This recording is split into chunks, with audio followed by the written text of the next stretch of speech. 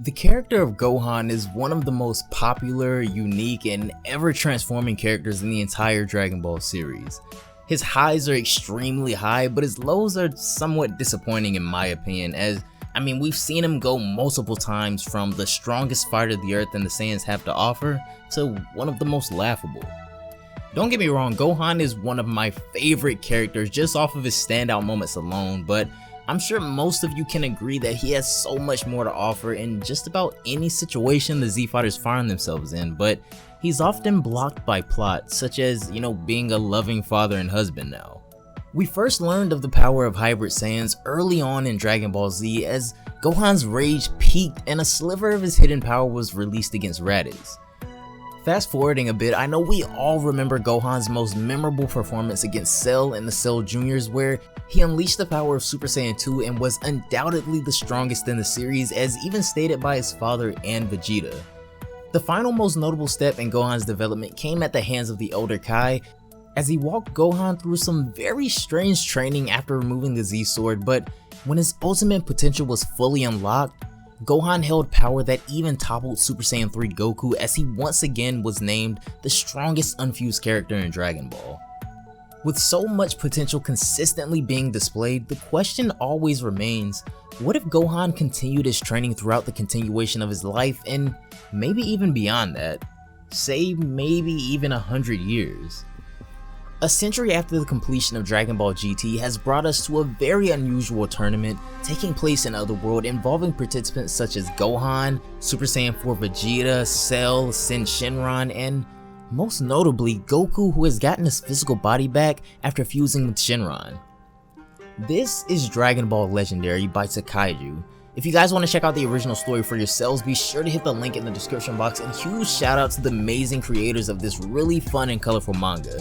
You guys have been absolutely destroying the likes all month, so if you want to see more Dragon Ball Legendary and content like it, let's get this video to 5,000 likes, which should be super easy for you guys. Lastly, don't forget to turn on those notifications to never miss an upload, and follow me on Twitter to keep up to date with all Dragon Ball related content. But without further ado, I got swords on my back, set my right side. Ninjas with me, niggas throwing stars at these bitches. Eating ramen noodles in the hood with my niggas. Needless to say, Gohan in Dragon Ball GT was probably the worst rendition of this character we've ever seen, or at least one of the worst. Now a full-time father and husband, Gohan once again chose to forego a large portion of his training, and this caused him to fall behind pretty much everybody, especially Goku and Vegeta. The last time this happened was the 7-year gap between the Majin Buu saga, in which Gohan, while still retaining the Super Saiyan 2 form, didn't develop his power any further. In another timeline, however, things have gone quite differently. In our last video, we saw Goku summon Shenron in order to gain access to his full power once again. In order to do so, however, the dragon says that such a wish can only be made by someone other than Goku, specifically a Kaioshin. While this was an extremely questionable decision to most, everyone trusted Goku's judgment, so when he returns with the Supreme Kai, he agrees to go along with it. However, when Super 17 makes his appearance with the help of Sin Shenron, he's able to make a wish of his own, that being for the Saiyans' tails to disappear forever. A wish like this could only come from having knowledge about the Saiyans' powers, which 17 is seen asking about prior, but he specifically was able to disarm them of their Super Saiyan 4 powers due to this. Obviously, we know in Dragon Ball GT, Super Saiyan 4 was the choice go-to form that was able to deal with most opponents, even when it came to Omega Shenron, although they had to fuse. Unfortunately, in GT, Gohan was never able to unlock the Super Saiyan 4 form himself, even though he did have knowledge of it past a certain point in the series. This, however, doesn't mean that Gohan didn't still have his potential unlocked by the older Kai, which was said to make all of Gohan's Latin power available to him. In this story, however, over the course of the century since the end of GT, Gohan appears to have kept up his training and is somehow far beyond what he was previously capable of, even at the end of Z. When he steps in to allow Goku and Vegeta to go after Super 17, he easily takes care of Sin Shenron, rising into the air and delivering a devastating Kamehameha.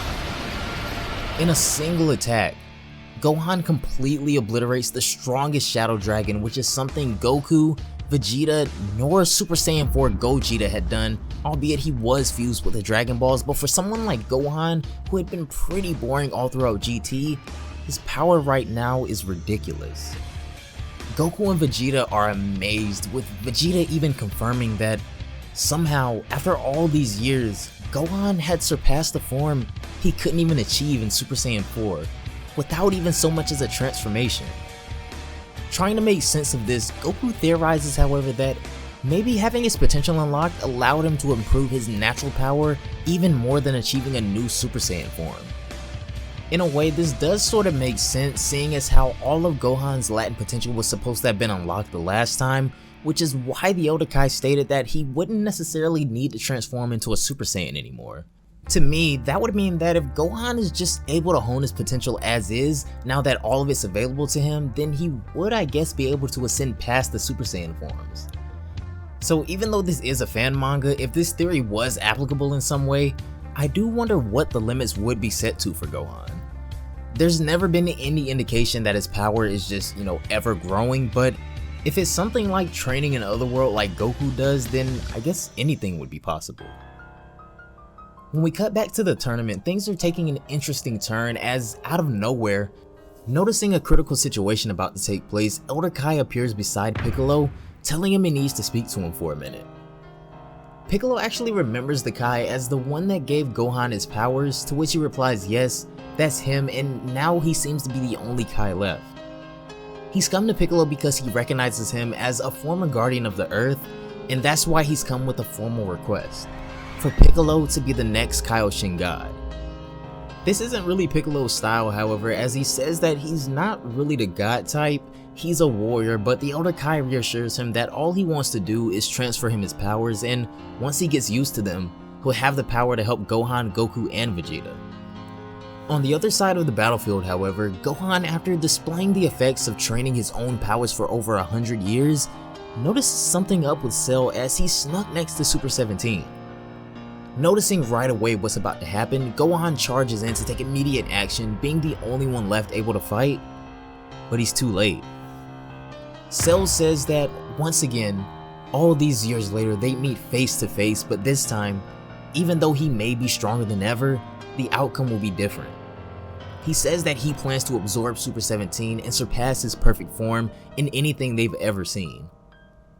Goku decides it's time to take action as well after hearing this, as he says to Vegeta they've gotta go help Gohan, but Vegeta gets in one of his moods again about being tired of being told what to do and how he's about to prove to them once and for all that he's the most powerful Saiyan. Goku of course knows that this really isn't the time for this, especially since they can't even really help Gohan right now, but Vegeta just blames him for losing their tails and tells Goku not to be a coward and just let him absorb the android. This is absolutely hilarious to me because, you'd think after all this time, Vegeta would have learned not to do this anymore, especially with Cell of all people, as Goku says the same. As Gohan begins to close in on Cell, the android starts to put his plan in motion as he creates a huge blast in his hand while also grabbing Super 17 with his tail. He rises into the air and releases the attack straight into the ground, causing a huge diversion, catching Gohan in the fire as well. Goku and Vegeta weren't hit at all, but when they're able to see again, they all notice that not only does Cell have 17, but he's also beside the dragon now. Gohan powers up again, releasing a crazy amount of energy as he prepares to take out Cell, but he lands on Shenron and says, thanks to the tournament, he has the opportunity to not only resurrect, but also become more powerful than ever, and with the instant transmission technique, he'll be able to disappear to an untraceable place, but don't worry. When he's absorbed the android, he'll be back to destroy them all, and then he vanishes. Unfortunately, even Goku can't follow Cell as far as he's gone, with all of his energy zapped, and Gohan doesn't know instant transmission, so even though he is the strongest, they have no way to deliver him, so they just have to wait. But this is when we see Piccolo with no other options except the role of Kaioshin God and merging with the Elder Kai. That's gonna do it for this one, guys. Thanks so much for watching until the end as always. Down below in the comments, let me know what you think about Gohan's 100 years of consistent training and how he was able to ascend past Super Saiyan 4 with just his base potential. It makes sense to me since his power was completely unlocked, but again, I think it has to end somewhere. I just personally don't know where yet. As always, huge shoutouts to Takaiju once again for an amazing fan manga, and if you guys want to see more, let's get this video to 5,000 likes to see what Gohan and Piccolo are up to next. If you guys want to read this manga for yourselves, as always, the link will be down in the description box below, and don't forget to follow me on Twitter to keep up to date with all Dragon Ball related content. But anyways, have a great day, and I will see you all in the next one. Bye guys.